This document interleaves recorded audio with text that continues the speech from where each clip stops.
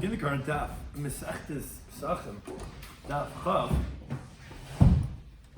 We begin 2 lines down from the top of the Yomim, where we continue the Mishnah Siddhis that we quoted on the previous Daf, on the Pesachim Daf, which we spoke about this case about the needle that was found inside the basar of Kaddishim in the Beis Hamikdash, regarding what becomes tamei and what doesn't, depending where you find that needle. Shis corresponds because Krishna was joining us for today's Daf. Something we're going to discuss in today's Daf is, as we mentioned, this case of the tamei needle, if it was found in the meat, that the meat becomes tamei, how it became susceptible to tumah, because the meat is a food item that has to become hochshul kapel tumah, how to become susceptible to tumah. Then we spoke about if the needle is found in the excrement, and why you would not be metameh the basar if it was found in the excrement. What's the difference if you find it in the excrement, the waste matter, or in the meat itself?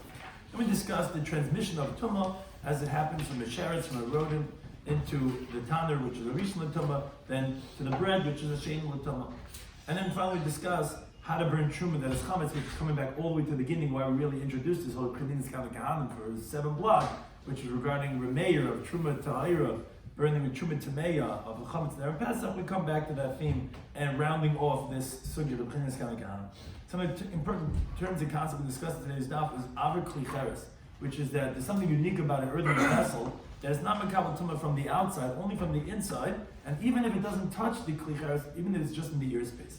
The concept known as chibes hakodesh is that foods, or actually even possibly non-foods of hekdesh, are susceptible based on their elevated importance, just for the fact that their kachim already makes it susceptible and vulnerable to tumah. And then we finish up the daf with the concept of asi bei l'dei takala, that might cause a stumbling block, and therefore we're going to create a stringency. So begin the current Daf Chav Amid Aleph, second line down at the top of the Yomim, where we continue quoting. We discussed in the previous Daf regarding why the Yadayim and the Kalim that touch the needle that's found in the Beis Hamikdash are not going to become tamei. Now but then we said B'habasar, but the meat itself is tamei, and we had to explain. The Rav had said it was because the needle was a tamei mess, and therefore the meat's going to become tamei. So the Gemara says, okay, fine. So I understand that meat could be mekabel tumah from a tamei mess. But high basa, this piece of meat, this kasha b'mai, with what did it become susceptible to tumah? Which Rashi says, really the truth is, you could have asked this question on the pasuk itself in the Yikra. The pasuk says, and we've quoted this pasuk, v'abasa she'iga b'chol tamei, and the meat that's going to touch, the meat of a kachim is going to touch, anything that's going to become tamei, you're not going to be able to eat it. What's b'mai's kasha? What did it become susceptible to tumah with? But then says Rashi, no, because that would be able to say that the meat in the pasuk of the kachim, you could say, there's many different ways that, let's say, meat of a carbon shlamim, which you could eat throughout Yerushalayim for every single person, and that's where you wash it, that's where you cook it. There's many ways of liquids that the meat can become in contact with. But the reason why the Gemara is asking on this case is this meat we're talking about, you found in the meat, in the Beis Hamikdash, in the Azara. That's where we described, we're talking about the Azara, that's why we said the Azara is like Rosh Hashanah. And that's why we said it's not going to be mekabel tumah, the suffix of the machad, of the sakin and the yadayim. So, but this is where you're slaughtering the animal. Where exactly is the meat becoming hochshel mekabel tumah here in the Azar in the Beis Hamikdash? What liquid is it coming in contact with? The Gemara goes through a few different options. But isn't the liquid pchita on zera? It's only on food items. All food items. But this is this is something else. It doesn't make a difference. Any solid besides liquids. That's why liquids you say are all mekabel tumah because it doesn't require hechsher. Zera is gidelim and ovets. Right. But all food items require. So we learn from that all food items hechsher. Like mussar. Any food item requires hechsher. So the Gemara says, if you're going to say this kasha b'dam that became susceptible with the blood, and there's blood there when you're shechting an animal, there's obviously blood over there. Says the Gemara, but says, and we quoted this in the previous daf, how do you know that the blood of a kachim does not make a food item susceptible to tumah? It says the pasuk in the bottom. It's the interesting drasha the Gemara makes. It says in the pasuk, don't eat blood. You have to let it spill on the floor like water. Meaning don't eat it. But the drasha is dam shenish b'chamayim. Blood that spills like water is machshir. That is like water, which is machshir, things to be mekabel tumah. If it doesn't spill like water, then ain't a machshir. It's not going to make food out susceptible to tumah. So it can't be the blood, because the blood of kachim is not machshir mekabel tumah. I'll tell you this kasha b'mashke basement b'chayim. There's a lot of liquids there in the butchering house, which you wash off the meats. You do a whole cleansing process, so there's liquids over there. So the liquids of the butchering house and the azara and the Beis Hamikdash, that's what made it susceptible. So no, this we also quoted in the previous stuff. This is mashki basement b'chayim, the liquids of the butchering house, Not only that it's going to be tahar, which we had a machlekes, doesn't mean it's tahar or it's not going to be metami other things, but el she'ein machshirin, it also does not make things susceptible to tumah, so it can't be that either. So rather, Ella says the Gemara third approach. It became susceptible to tumah by the fact of its importance as kodesh meat. That makes it susceptible to tumah, as the Gemara says in the second paragraph of the school. Chibas HaKodesh makes something into a food item to be mekabel tumah, and therefore this meat is kosher. Therefore, that would make it automatically susceptible. But the Gemara doesn't like this, because when would I tell you that the fact that its importance of hekdesh already makes it susceptible to tumah? That's livsuli gufay. That's to make it itself become invalidated. Yeah, you don't need to become a conduct with one of the 7 liquids. Enough to be the importance of kosher. But to start counting of transmission of tumah to a rishon to a shame tumah, then in other words, that it could be metami other things. And the reason why we're saying that it sounds like you want to say it's metami other things because we called it tameh. We didn't call it pasur. We said babasar tameh. Tameh we always said connotes that you can make other things tameh. If only your tameh you can't make metami other things, it's called pasur. But we called it tameh. But if we're going to tameh, that means to say the meat is not only tameh, but it can make other things tameh too. That nami, is that also so? But if that would be the case, then tifshit, then you should be able to resolve from the fact that you're calling it tummy, which sounds like you're telling me other things because of, if the reason is because of chibas hakodesh, then you should be able to resolve the bay Rish Lakish. Rish Lakish had asked the question of the school. Tzarid shol menachas. A mencha, flour offering, is mixed with oil. What happens if you have a dry part of a flour offering, a place where the oil didn't touch, hence the flour did not become hokshel kavatama because it didn't touch the oil of the mincha. Are you minded by rishon v'sheni? Do you count a transmission of rishon and sheni? In other words, Rish Lakish understands that just by the virtue of being kosher, of course it's susceptible to tumah because of chibas hakodesh. But his question was, is that also going to be enough to now be able to transmit tumah to other things to count rishon, sheni, shlishi, and so on, oil or not? And Rish Lakish doesn't answer the question. Well, why not? Based on what you're saying, from this Mishnah set, this is, if you tell me it's because of a hechsher of chibas hakodesh, then you should be able to answer your question. You see that Tzar Shamanachas could make rishon v'sheni, and he doesn't give that answer. So rather says the Gemara, a fourth approach, final approach. Amar Yehuda, Amar Shmuel says the way that the meat of the animal here, which we found the needle inside of it, when we're shechting it inside the azara, how did it become susceptible to tumah? We're talking about that it's a cow of a carbon shlamim. Now Rashi picks out, he says specifically we're talking about a carbon shlamim because by a shlamim, the skin and the meat goes to the owners. So he's very busy trying to make sure that the hide, which is very valuable, and the meat comes out very good. So what he does is vehavir benar. So as he's on his way to Yerushalayim, he passes the animal through a river right before he's slaughtering it. And he gives it to drink. And the reason why he does this, as the Gemara says in the end of Masechtas Beya, it makes it easier to skin the animal. So you have a good piece of leather. V'shachta, now he goes right away and he slaughters the v'adayin mashke tefeichela, and it's still dripping wet from the river that he passed it through. So like Rashi says, it's not possible that some of the water shouldn't drip on the meat when you're skinning the animal, and then that water makes the meat susceptible to tumah. That's how the meat became hokshur l'kabel tumah. Okay, that explains what we had mentioned, that if you find it in the meat's going to become tumah. Then that Mishnah continued and said, nimtzah b'perish. But if we find the needle, which again we knew that it was a tamei-based needle, we just, where was it? We found it, oh, there it is, it's in the animal ate it. But we said, you find it in the waste matter, in the excrement, they're not called tar, everything's going to be tar. Even whatever it's touching is not going to become tar. So the Gemara wonders, why? If in the head they perish, let the waste matter go back. As Rashi explains, the Gemara assumes that the waste matter has a status of a mashka, of a liquid. Because at this time, it just gave the animal to drink. So then let it go v'netam and labasar. Let it go ahead and contaminate the meat, which is the food item. A mashke can be tam ha'eichel. So if you have a needle that's a tamei mass that's touching the waste matter, which is the liquid, so then the meat that's touching that should become tamei. Why are you saying here if you find it in the excrement, everything's going to be tar? So that Rav Barabi says, what we're talking about over here is beperish avon. We're talking about thick waste matter, which is not a mashke, it's not a liquid. So therefore, it's not going to be tamei, because that wasn't hokshel l'kabel tumah. And therefore, it's not going to be tummy. Or Rav Ashi, he gives a different approach. So you could talk about that. No, it's liquidy waste matter. So wait a second. So then why is it not liquid, which should be b'kabel tumah, and then pass it on to the meat? No, we should have a mashkas ruach because it's putrid liquid, which is not considered as mashka asher yishasa, like we mentioned previous daf. No one's drinking this, and there is not considered in halacha for tumah as a mashka, so there is not going to become tumah from the needle. Now, the Gemara continues in the related discussion of the transmission of tumah from one thing to the next. Tani kamed Rav Sheshes. A teacher of Bryce is taught from the Rav Sheshes the following Bryce. It says, Sheretz metamis amashkin. It's going to go through showing you how you can get a rishon, a sheni, a shlishi, and so on. So a sheretz is metame liquids. Now, how do we know that? So Makabel Chaymer, if you recall from the previous daf, we said, how do we know liquids are Makabel Tama? We spoke about a sheretz going into an earthenware vessel, which is a kli, being metame food items and beverages. So we said that if a kli, which is a rishon, is metame mashkin to be a sheni, for sure a sheretz, which is an avatama, is going to be metame mashkin to be a rishon. So that's from Makabel Chaymer. Okay, a sheretz is an avatama, can make liquids into a rishon. Now, continue going. Umashkin, which became tummy from the sheretz, are metame nesakli. It could go ahead now and be metame a vessel. How do we know this? So Rashi explains this Tana would learn it out from the pasuk b'chol kli yitma. Why? Because this is again the pasuk that talks about when the sheretz falls into an earthenware vessel and so on and so forth. It says b'chol kli yitma.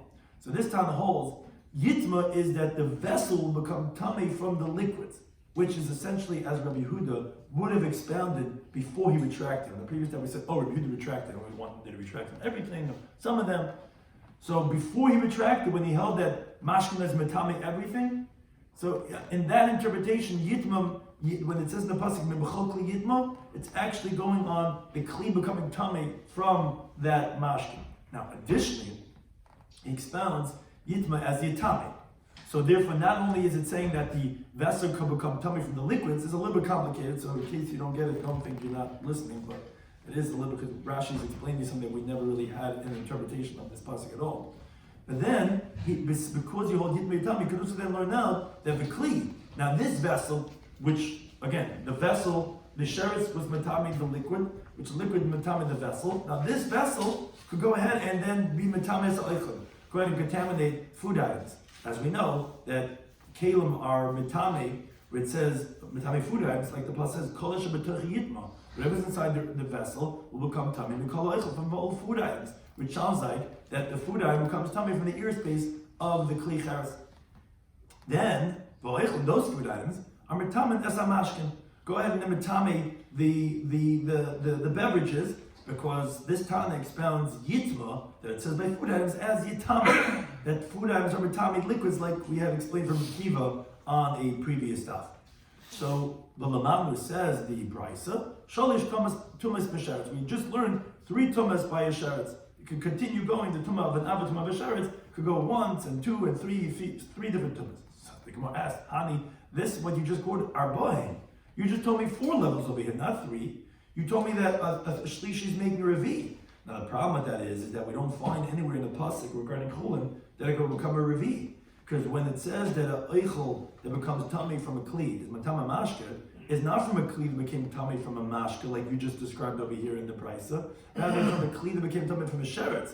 And the difficulty is the Talmud itself quotes 4 levels, and then he says we learned 3. So it's basically 2 questions wrapped up in one. How are you saying it's 3 levels? You said 4. You said sheretz being matame the mashkin being matame the kli being matame the eichlin, and the eichlin being matame the mashkin. So there's 4 levels of tumah. You made a revi. Well, we don't find a revi machul, and also you said you learned 3, not 4. So the Gemara says you're right. Goyz mashkin dereisha. You have to cut out from this case in the brisa the first part that said about liquids. In other words, the way you should read the case is not that the sheretz was matame liquids, which was matame kli. Cut that out. It was the sheretz being matame the kli the eichel, and the eichel the mashka. And actually, that's how it's actually written in the pasuk. The pasuk really talks about the sheretz falling into the oven, which is the kli, and then the bread becoming tummy from that airspace, and then the bread next in the pasuk mentions liquids. And it's Rabbi Kiva who expounds tummy that a sheni can make a shlishi yimachulun, and that's what the Brisa was going to teach. So the Gemara says, Adarabba, maybe to the contrary, maybe goes mashkin the sefer, maybe cut out. There was 2 times that you mentioned mashkin in the Brisa, in the original version. Was the sheretz being tummy the mashkin kli eichel, and eichel mashkin. Maybe cut out the mashkin of the sefer and not the reisha, and maybe say sheretz being tummy mashka kli, And the reason how we know mashke is metame kli is like we had explained this new interpretation of b'chol kli yitma, that the vessel is being coming from the mashkin, like Rabbi Yehuda would have darshan before he retracted, and then the kli is metame eichel, which we also know that a kli is metame eichel because when it says yitma, we explain yitame, and maybe cut out the mashkin of the sefer. And the reason is because we know there's no revi. Now, although most definitely we know a food item that's tummy could be metame mashkin, but here we would cut it out because that's only when it's making it a shlishi. Eichel cannot make the mashke into revi. Says Gemara, Lo yashkechan tana, the amar mashke metame kli. No, we're not going to cut out the mashke of the sefer, I mean the mashke of the reisha, because you don't find any time that says that a liquid can metame kli, which is if you would keep the original version of the first mashke, sheretz to mashke, the mashke to kli. We don't find anywhere that says that a liquid can metame kli. El Rabbi Yehuda. The only one we ever found that said that mashke metame everything. And even Midiraisa, even Kalim, was Rabbi Yehuda. And Bahadur Bey, we had said that he retracted from that. And if you're going to say that the drasha should remain the mashkin of the Reisha, then who are you saying it like? There's no Tana that we find like that, and therefore we'd rather cut out the first time we mentioned mashkin and keep the last time that says mashkin. It says the Gemara B'Simonich and the Mnemonic that you should not forget the order is Nazyasa, is a keg, which is, this is like a zichur jump to my head over here, like how to remember over here, is that the way those who would make beer, the way they would do it is that they would make the barley beer, they first put the vessel, then they put the food item in, and then they put in the liquid inside. That's how they make the fermentation of the beer. So that's the order of what the Brisa was saying. First the sheretz fell into the kli, which then it went and it was metame the eichel, and then the eichel was metame the mashke. That's the way to remember that that's the appropriate order that the Brisa was telling you this halacha. The Gemara continues a related discussion again regarding the order of the tumah of sheretz. Non possible. Don't even the Mishnah says Kalim. Mishnah says sheretz shenimtza betana. If a rodent is found inside the oven and it didn't touch the bread, hapasha b'teicha shniya. The bread that's inside is going to be a sheni l'tumah, and the significance of that is that according to the Rabbanon, which is Rabbi Kiva, it's not going to continue the transmission of tumah because chulin cannot become a shlishi. That's it. It ends with that piece of bread. Now, why is the bread a sheni? Because the oven was a rishon tumah. In other words, the sheretz is now, then the oven becomes tummy from the sheretz, and then the bread becomes tummy from the tana. So now the Gemara asks the obvious question: only about Rabbi L'Rava. Why? You should view this oven as if it's filled up with tumah. In other words, since we know the halacha is that the ear space of an earthenware vessel becomes tummy from the sheretz, even if it didn't touch the oven. That's what's unique about the earthenware vessel, that it's mekabel tumah from the inside, not from the outside, and even in the inside, it's even just from the ear space. So the question is, that should be metame also the food from the ear space, not just the vessel. So essentially, it's like you view the energy of this rodent filling up the whole ear space of the vessel. So even if it doesn't touch the bread, it should be metame. So the bread should be a rishon tumah, not a sheni. It should be like it touched the bread too. Just like we're considering as if the sheretz touched the inside of that kli cheretz. So Amalei, he said to him, no, you cannot entertain to say this because that's actually not what happens. What happens is, it's not because that's the ear space, it's because it's in the kli cheretz, but not from the tumah sheretz in its ear space. And the Gemara is going to prove this idea that must be that it's not like it's filled up with tumah. Because the time you learn the Brisa, you would think that all vessels, in other words, let's say you have a different type of a vessel inside the earthenware vessel, and the sheretz is in the outside part of it's inside the kli cheretz, but beyond that other kli that's inside. So you would think that a wooden vessel or metal vessel that's inside the big earthenware, let's say oven, mitam and kli cheretz, that they would become tummy from the ear space of the kli cheretz, because it says in the pasuk, whatever's inside the ear space of the oven is going to become tummy, because the sheretz was mitam in the oven, and now whatever's inside will become tummy.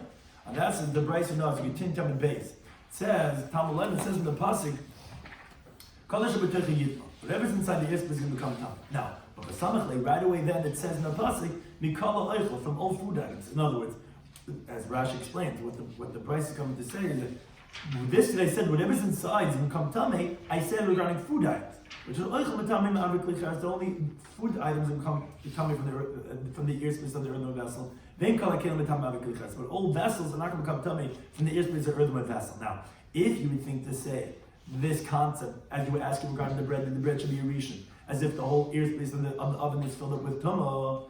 So then it would come out that then the metal vessel, the tumah is touching the outside exterior of that vessel. Now, a kli sheter, which is what a metal vessel is, becomes tummy from its outside. So why isn't that metal vessel become tummy? Rather, obviously, you can infer from that when it says kol yitma is not that as if the rodent spreads its tumah throughout the area. It's because it's inside the vessel, which meaning it's inside the earthenware oven. And the pasuk is telling you that food items and beverages, they're makabel tumah from a derivative of tumah, meaning from a rishon tumah, which is what the oven is, but a kli is not a kabel. And actually says Rashi, this is the source. And we say throughout Shas that a kli cannot become tummy from a rishon, which is, let's say, a kli here is a rishon, the sheretz is a av, and the oven is a rishon, and that the kelim inside not become tummy. This is the source of the halacha. And this that we say that food items and beverages cannot be metame kli, that's like we learned out previously from Makal. We said that if the kli that's metame, that is not metame a kli, so the food items and beverages, which are derivative from that, for sure cannot be metame a kli. So to a person, Rashi just goes through some important laws that come up all the time with tumah. He says, so to a person that's not an avatuma, let's say he touched a nevela or a sheretz, he's only a rishon now, he's not metame kli. Like the pasuk says, when they gave in the blood of yitma, and it doesn't say about having to wash the garments over there, obviously because the garments that he's touching are not become metame. And although someone who does tumas masa carries tumah, that's exactly a custom that the person is going to be metame his garments that he's wearing at the time that he's carrying it. But regarding if he touches garments at a later point in time, that's not going to be the case. Obviously, you see that because since he's a vladatam, he's a rishon, he's not going to have a kli except for tmei mes, which is an avatama.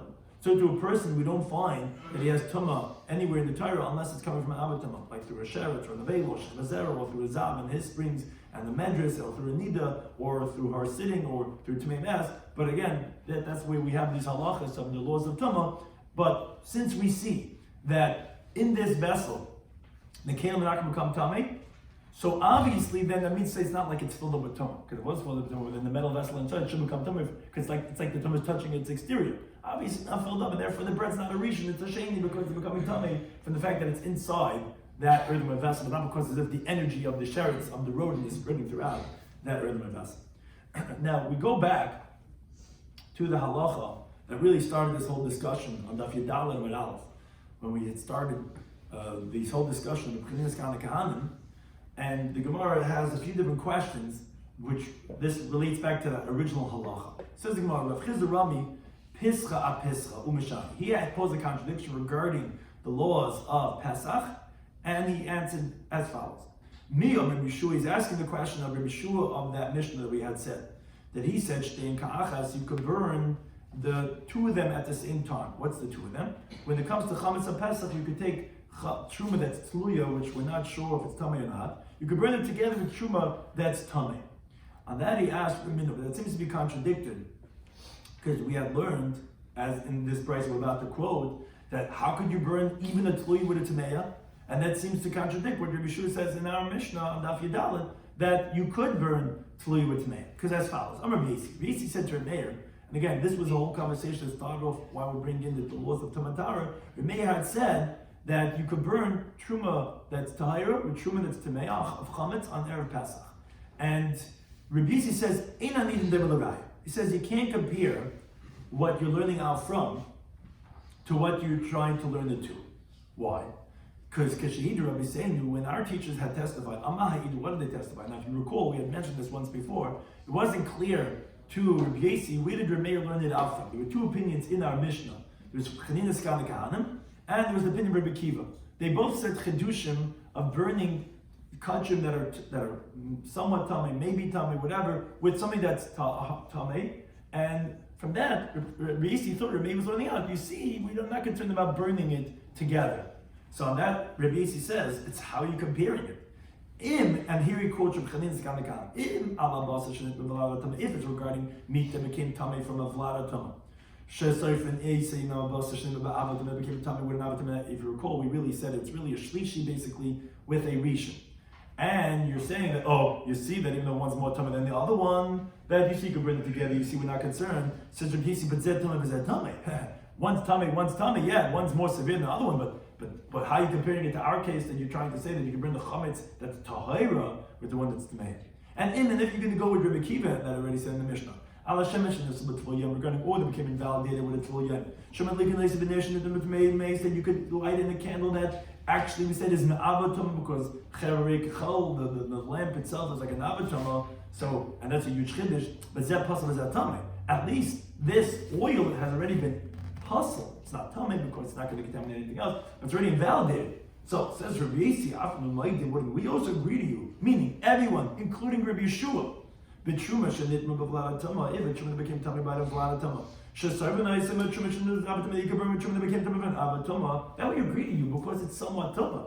Aval heich nisra full klima tamei. How you gonna? This is where the question's from. How you gonna burn even tuluya, which is not? We're not sure if it's tummy with the tmeya. Maybe the other was going to come and make it tar. How can you burn that? For sure you can't burn truma tahira with truma tameya. So I disagree with you.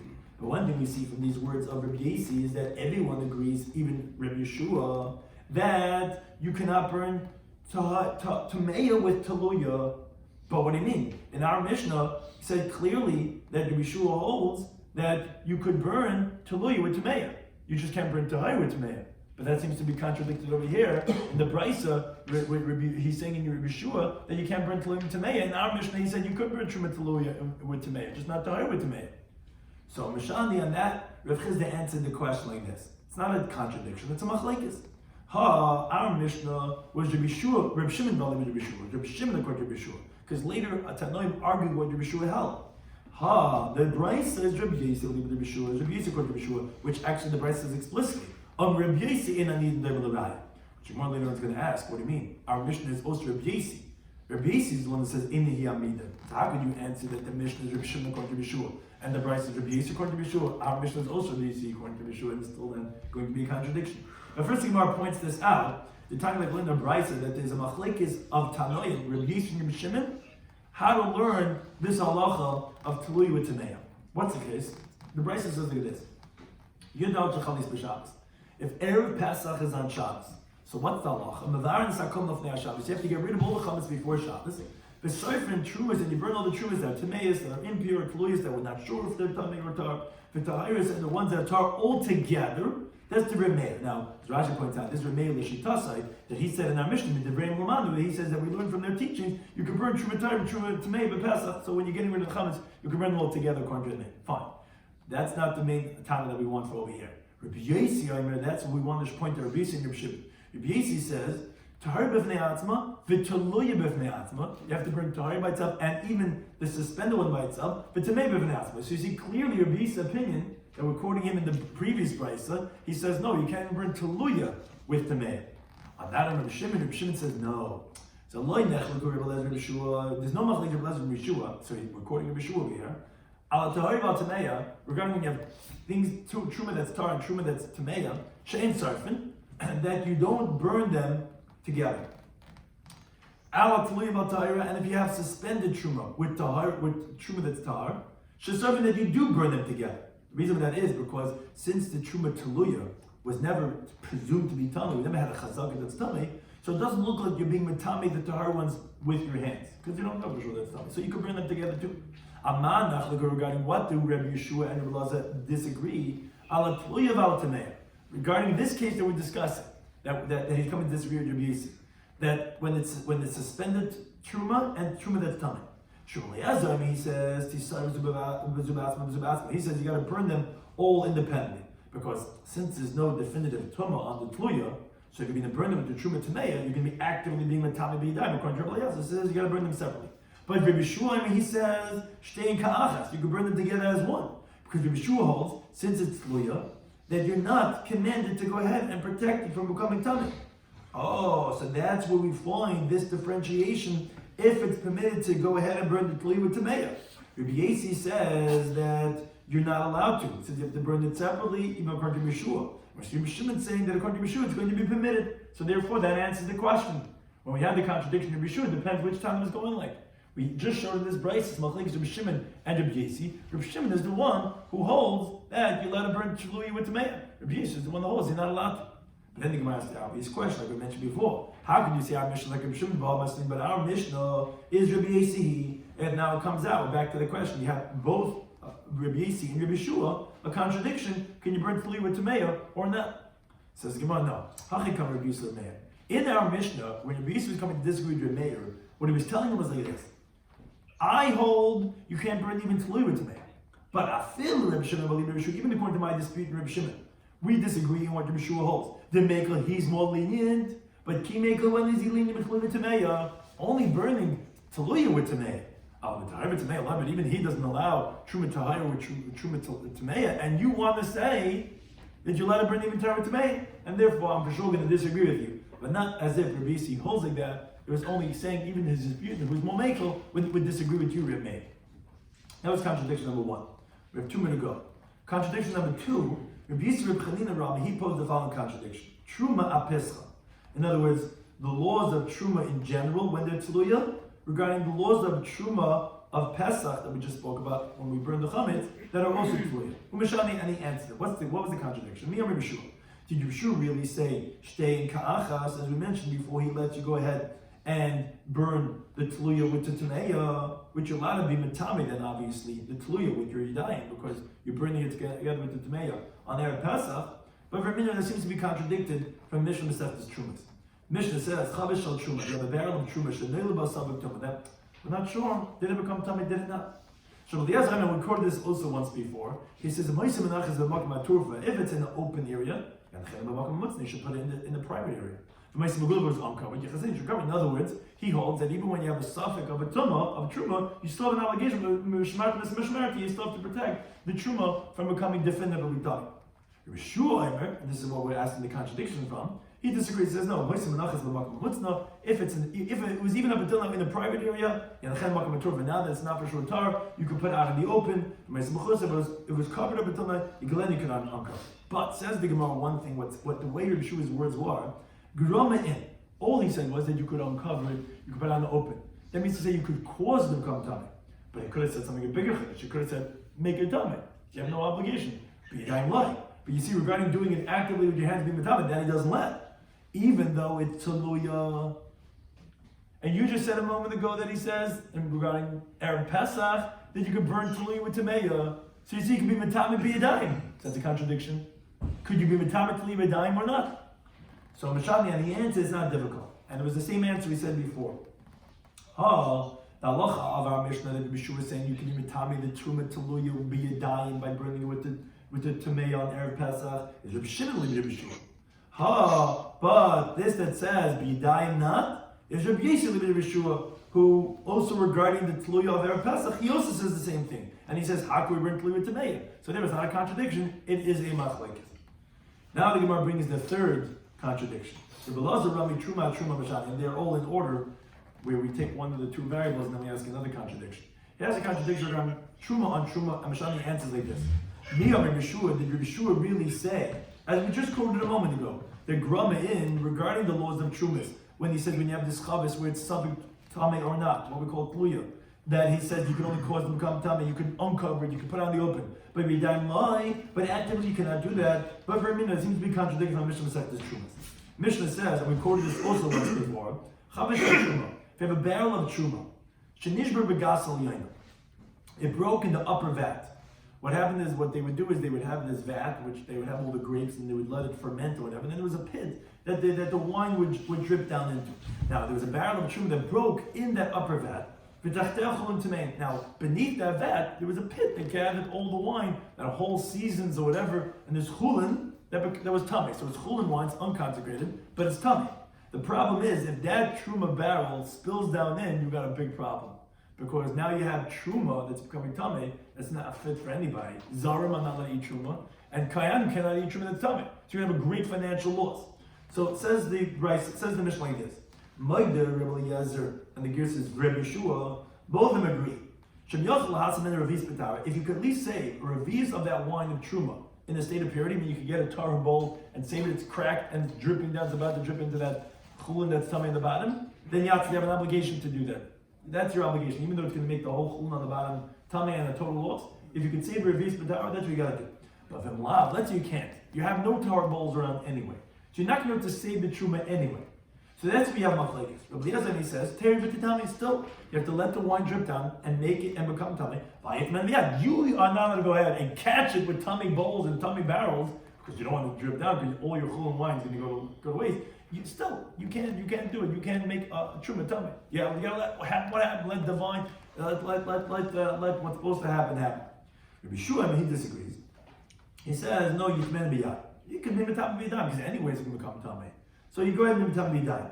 But one thing we see is that you could go ahead and make it tummy b'yadayim by truma. So that seems to contradict. We just mentioned a Mishnah Masechtas Trumas that it said that only you could uncover the wine that we was tluya. Here we see that if it's anyways going to become tummy, so then you could go ahead and you could make it tummy. So how do we understand? Could you be mitam b'yadayim, or is it only grama in b'yadayim lo? Shan the Gemara says, no, you're right. Usually you cannot cause tummy to something, or you can only do grama. Shani Hasan, there it's different. The ikeh hefsed chulin, of course. If you're going to let the wine drip into the bottom and become tummy from the chulin wine, it's going to be a huge loss of all the unconsecrated wine. Therefore, that's we were makel and let you be mitam b'yadayim, but again, generally not.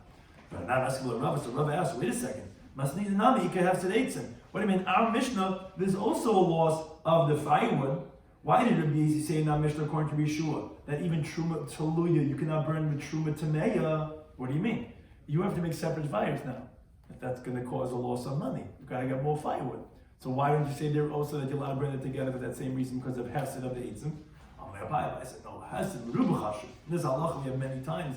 Shabbos for a great loss we're concerned for. For a small loss, we weren't concerned. You're going to spend a few more dollars on some firewood. That's not considered a loss. You can lose out $1 million on the wine for that year. You're shutting up whatever you're producing. That's where we let you go ahead and tummy down because everyone's going to come tummy. But a small loss, they're not. And now the Gemara ends off the daf by asking the following question: where do you know this from? That we're concerned for large losses. But we're not concerned for small losses. The time like Linda Brisa. If you have a barrel of oil that's truma, now there's the same case, but there's going to be something uniquely different about this case. We said the same case a moment ago regarding wine. Now we're going to talk about regarding oil. What will be the difference? So we'll see in a moment. If the barrel of truma oil, and broken the upper vat, the bottom is chulin that's tamei, Rabbi Eliezer agrees to Rabbi Yeshua, which, as Rashi explains, it's going on, there's two statements we're about to say. It's going on this second statement. If you cannot say b'tahara, that terid v'titame, that you're going to have to let it go down and become tame, Rabbi Eliezer agrees to Rabbi Yeshua, that if you could save a revius of it in the state of purity, okay, then everyone agrees you have to save it, and whatever is going to be the rest of the loss, you have to let it, but you've got to save what you could b'tahara. But v'mlav, let's say you cannot, then terid v'titame, you have to let it go down and become tame. And in this case, everyone would agree you cannot be tame b'yad. Now the Gemara later on is going to ask, I don't understand. It shouldn't say Rabbi Eliezer agrees to Yeshua. It should be Yeshua agrees to Rabbi Eliezer. Rabbi Eliezer is the one who says you cannot be tame b'yad. You have to let it go down and become tame. So Rabbi Yeshua should be agreeing to that. But it's not Rabbi Eliezer agreeing to Rabbi Yeshua. Now we'll see. But one thing is that we see regarding oil that everybody agrees that no, you cannot be tame b'yadayim because of the loss of the chulin, which you have the oil of chulin that's getting mixed with the truma over here, which is forbidden to kahanim and for non-kahanim, because of the truma that's tummy that's mixed in. You know why? Because the case of the oil is a small loss, as we're going to explain. Because the oil can be used for lighting purposes. So here what we see is this concept of hefsed mu'it. And since it's hefsed mu'it, you're not going to be able to be mitam b'yadayim. That's the question that we had asked. Where do you see the difference between hefsed mu'it and hefsed mu'it? This is where we see it. But then the Gemara says, wait a second. The Gemara asks it as a question now. Why is oil different as you're telling me? That since it's not such a great loss there, you cannot be mitam the shem and truma that's dripping. You have to let it mix into the chulin oil on the bottom. Because the royal hali, because you can light it, you can use it as fuel. So it's not such a great loss. So you can't use it for eating. It's not cooking oil, but it's going to be for lighting oil. You could use it for something else. The royal hali gets fit to light. Well, yayin nami royal lazilov. Then say the same regarding the wine. Why by the wine did you tell me, Rabbi Shua, that you can be b'yadayim? Because or else it can be a whole loss. It's not a loss.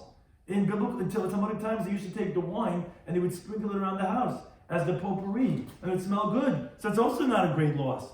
So why are you saying over there that then you can be Matami Yadayim? It's also has to do it. And Chitim, you're going to tell me, no, Zilov Lav Milsi, come on. That's a joke. That's not significant to use wine as sprinkling. That's a great loss. You could drink wine, a bottle of wine. Now I'm going to tell you to use it as potpourri. That's a great loss. Says the Gemara, it's not true. Because Rabbi Shloimy Schwartzberg says, Sheisin milug besela.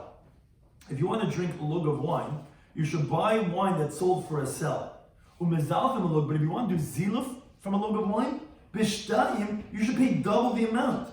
In other words, you'd rather spend more. If you're not a wealthy person, you gotta buy wine cheap. Buy the cheaper wine when you're drinking, and buy more expensive wine for when you're sprinkling it around the house. So you see that it is a significant. It's even more significant than drinking. So then why are you saying it's a great loss? Then it is smaller. Maybe the market is smaller, but why do you let bin matami dam in that case? Why is it any different than the oil? Says the Gemara, I'll tell you why. Because b'chadash, we're talking about new wine, where it doesn't have such a strong aroma. It's not fit for ziluf. The whole point of the ziluf was you have these smelly houses and you're putting around this wine, you're sprinkling it around. It gives a good smell. That's only the older wine that has these barnyard aromas. You read these wine labels, it says all these different hints of gooseberry and whatever it is. But new wine, it's like kedem, whatever. It's grape juice. It doesn't have a good smell. It's not going to do anything. So therefore, it's not viable. So hold on to it. You can let it ferment. And one day it'll have this. It's not such a great loss. Says the Gemara, no, and this is the final discussion. It's going to cause a stumbling block. If you're going to hold on to it until it gets old, you might come to drink from it in the meantime. Now, this is going to be true, that's Tamei, because the barrel is spilled into the chun, it's all dimua, it's all mixed together. It's going to be a problem. It's a big isser to go ahead and drink. Therefore, we don't let you hold on to it. So now the Gemara goes back. What do you mean? Oil also, you're holding on to it. It might also cause the color. Says the Gemara, no. Oil, even though you're holding on to it for igniting purposes, but the Rama Libakli mice, you'll store it in a repulsive, repugnant vessel where no one's going to come to eat it. Says it's not going to come to be a stumbling block. Says the Gemara, okay, yeah, not the Rama Libakli mice. So also put the wine in a repulsive vessel, and no one's going to come to drink it either. Says the Gemara, no. Lazilov kapayle. Why are you holding on to it? For sprinkling. But then you need to have it a good smell. But clean mice, we're only going to put in a repugnant vessel, it's not going to have a good smell. And therefore, that's why we said that by the wine, it's going to be a loss. Because the only way it won't be a loss is lazilov. Lazilov, we're talking about new wine. What new wine you no longer cause ledei to come? What are you going to tell me stored in a repugnant vessel? You can't restore it because that's not fit for zilov. Then we're back to the half meruba. So therefore, it's a half meruba, and therefore we said that you could be matami yadam. But oil is not half meruba. You could use it for igniting, and you keep it in the repugnant vessel, and therefore it's not going to be concerned with the color. It says the Gemara, but takala atzma, this whole idea that we're mentioning regarding the stumbling block, if we really are concerned for it, and if we're not going to hold on to something or not, is actually tanoi. It's machlekes tanoi. It's not like Linda Bryce. Chavesh shal yayin shal truma shenitnes. If you have a barrel of wine of truma that became tummy. So Bishami Rabbim, he says tishbach chaval. What this chaval means is like a chavila, which means like a package. In other words, you got to spill it all out at one shot. And you can't hold on to it to use it little by little to do with the zila for sprinkling around the house. Because if you're going to use it little by little, so then even in that same day, you might come to drink it. So Bashama says, this truma that became tummy, it's problematic. Someone's going to drink from it, it's cyanide, it's a big issue. So you got to spill it all out one shot.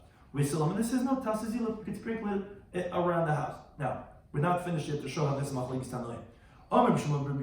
He says, and he came many years after Basil B'Shamai, he says, he says, I'm going to decide, I'm going to be the third ring that's going to decide this machlekes. I said like this. Bisa, if it happened in the fields, tishad chaval, then you should spill it all out one shot. In the fields, you don't do any sprinkling. And we don't say to bring it to the house to sprinkle because, the amount of time it takes to get from the field to the house, you might just take a swig of that wine because you got some good bottles of wine here, so you got to spill it out right away. But bias, but if it happened in the house, then you could use it for sprinkling because there you're not transporting it. You can keep it in a certain spot. Then you could do it. And Ikadam, those that say that regarding holding on to it a little bit, even from the field to the house, he wasn't concerned. But however, b'chadish, when it's new wine, then he said tishav v'chaval. Then you should spill it out all at one shot because you're gonna have to hold on to it for a long time until it becomes old, until it has a good smell. But Yashin, if it's old, Tasazilov, then you can sprinkle it out. Whichever one. Two different versions, but he was dividing between Bisham and Sil. One said it's always also, one said it's always mutter. He says, well, it depends. Depends if it's new or old. Depends if it's in the field or in the house. To which Amrulai, the people of his generation of Rabbi Shloimy Schwartzberg, they said to him, Ein achrosh shlishis machras. A third opinion cannot decide a dispute. In other words, you're not a middle, you're a third opinion.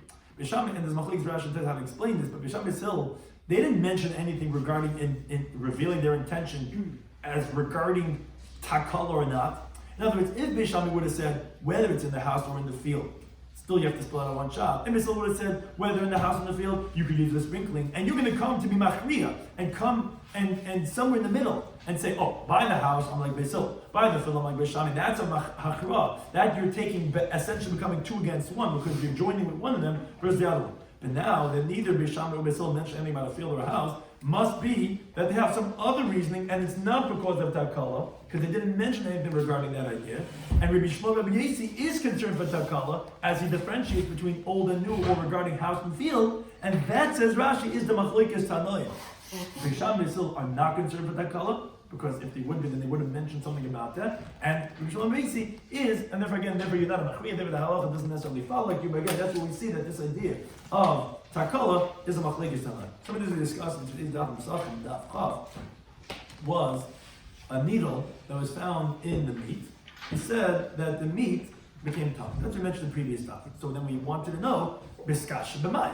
What did it become? Hochshul kavatoma. It cannot be with the blood of the animal because dam of kachim is not machsha.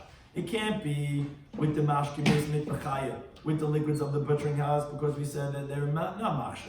It can't be that it became because of chibas hakodesh, because it's the importance of kachim, because if that would be the case, it should resolve the question of Rish Lakish, that he says by the tsarim of menachis, he doesn't know, do we count or not? Mainin is that it continues to transmit, but then you would be able to resolve it over here from this mission set the cities. So rather says the Gemara is talking about a cow of a shlamim, which you passed in the river, and when you're slaughtering it, it still has some liquid that's dripping down. That's how the meat became hoshli kavatom. Then we said in that mission over there, Masechtas Didyas, that if you find it in the waste matter, everything is going to be tar. Why not? Why isn't it a mashka, this waste matter, to then be metamid meat, which mashka is metamid meat? It's either talking about where the waste matter is thick, so it's not a liquid, or because it's mashka, it's tzaruch, that's waste, that's spoiled, and that's not considered called mashka asher yishasa because it's not anything that someone's going to drink. Then we went through a brisa that showed the transmission of tumah starting from a sheretz all the way down. So we said, first, the sheretz is an av, then we metamid the mashka into a rishon, and then we said the rishon is going to make the kli into a sheni, so that's going to make the eichlon into a shlishi, and that's going to make the mashkin into a revi. Problem is, the Gemara said, first of all, there is no revi bachur, and second of all, the brisa itself said that, we learned that 3 levels, but you just said 4. So the Gemara says, you're right, you have to delete this first one of mashkin, and the reason for that is first of all, because you can't have 4 levels, and also why are we deleting the first mashkin and not the second mashkin, is because we don't find any Tana who says that a mashka can be metame a kli, and that's the way you were saying it over here, the sheretz making the mashka, then making a kli. The only one that said it was Rabbi Yehuda before he retracted, and there's no one else that says that. So therefore, we don't delete the mashkin of the sefer, we delete the mashkin of the reisha. And the way to remember this mnemonic for the Zikr people is Nas Yasam. It is the keg of beer, which is when you make the barley beer, is you first take the vessel, then you put in the barley, and then you put in the water, and that's how you have that. That's the transmission of the sheretz to the kli, to the eichel, to the mashkin. Then we quote a Mishnah that says, similar regarding the transmission, if you have a sheretz in a tanner, to the bread, is going to be a sheni l'toma. Why? Because the oven is a tchila, because this is an av, this is a rishon, and this is a sheni. Now, wait a second, why? Why is the bread not a rishon? Because don't you consider the inside of the earthenware oven as if the tumah of the rodent is spreading throughout? Because it doesn't even touch the earthenware vessel, and yet it makes a tummy. You see that it's spreading it throughout, so the food inside should also be no. The raya is because we see that kalim are not tummy, and if it was spreading throughout, the kli shetef, a metal vessel that's inside, should become tummy because it's touching the exterior. Obviously, it's not true. It's obviously that it's only going to get it from the kli, which is itself a rishon, and the rishon does not make kalim. Tummy can only be from an avat. That's why the kalim not tummy. That's why the bread becomes a sheni, not a rishon. Then we had 3 contradictions. First, regarding pischa a pischa. We asked in our Mishnah, we said from Rabbi Shua that you burn the tluya with the tmeya. And the brisa says that you don't. So the Gemara says, okay, it's not a problem. It's not a contradiction. It's machlekes Rabbi Shimon and Rabbi Yasi. Rabbi Yasi in our Mishnah because it's actually going according to Rabbi Shimon. And Rabbi Shimon holds you could burn Tluya with Tumei, but Rabbi Yisrael holds you cannot. Then we had another contradiction regarding Truma now on Pesach. We said in our Mishnah according to Rabbi Shimon that you could burn Tluya with Tumei. The problem is in Masechtas Trumas, he says, no, you can only uncover it. You can only put it out in the open, but you can't do it b'yadayim. I thought you could burn Tluya with Tumei. Says the Gemara, same type of answer. There was Rabbi Yossi who said you can't burn Tluya with Tumei. So even though it's Tluya, you cannot actively mertamid. Our Mishnah was going according to Rabbi Shimon. Third contradiction was Truma on Truma. In that Mishnah of Trumas that we mentioned before, according to Yeshua, you cannot do it b'yadayim. Problem is in another Mishnah Masechtas Trumas that says, by a barrel of Truma that broke in the vat, that if you can't say Revi'is b'tahara, you could be metamid b'yadayim. Because it's not tahira anymore, because if something's going to happen to it, but I thought you can't be metamid b'yadayim loy. So why they can be metamid b'yadayim? Says the Gemara, there because of the hefsed of chulin, which was a great loss, therefore you could, whereas in our Mishnah, although it's going to be a loss that you have to burn the tluya separately than the tamei, you have to make separate fires, you have to spend a few more $8.99 to get more firewood, that's not considered a great loss. And how do we know we differentiate between a small loss and a big loss?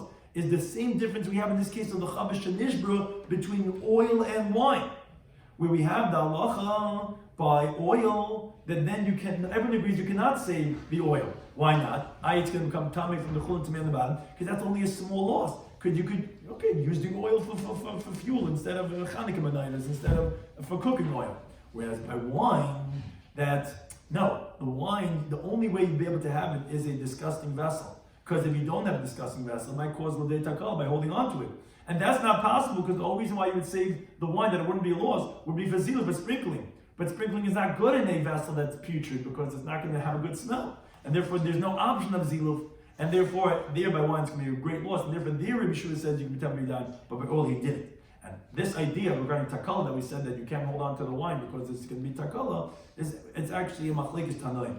We find regarding a barrel of wine, do we do ziluf or not? Which ziluf would be holding on to it for a long time, which then you have a concern. Rabbi Shmuel is concerned with takala, and therefore he differentiates if it's new wine or old wine or from the field or in the house. Whereas the way Rashi learns B'Sham Hisil, they obviously having their machlekes regarding something else. That's why Rabbi Shmuel is not considered machriya, and they are not chayesh lo takala. That we see the machlekes to them itself regarding the chashim lo takala. Nothing to any time.